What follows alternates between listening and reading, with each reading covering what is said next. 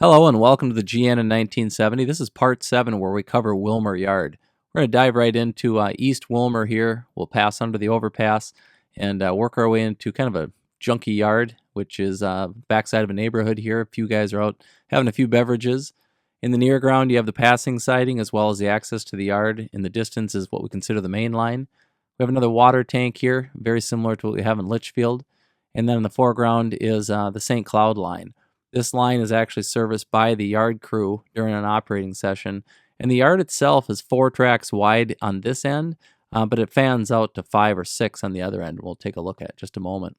This is First Street. We got a few cars kind of jacked up on the bridge, very similar to Minneapolis. If you recall, it's a pretty busy time. Now this is where we swing open to 6 tracks wide, and the 6th track is actually the caboose track, but we're going to duck to the other side and take a look at more.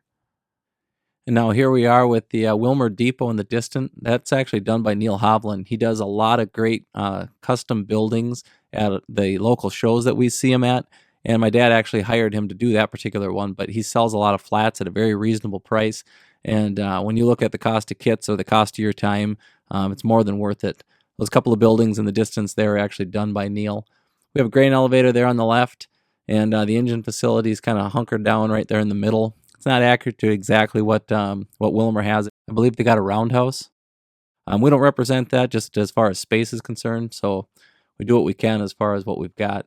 There are 3 boxcar spots at the large building. We do have a team track there on the left-hand side, another water tank. Those 2 tracks on the right there are actually up the center, head out to West Staging, and the left side is actually what we consider our Sioux City line.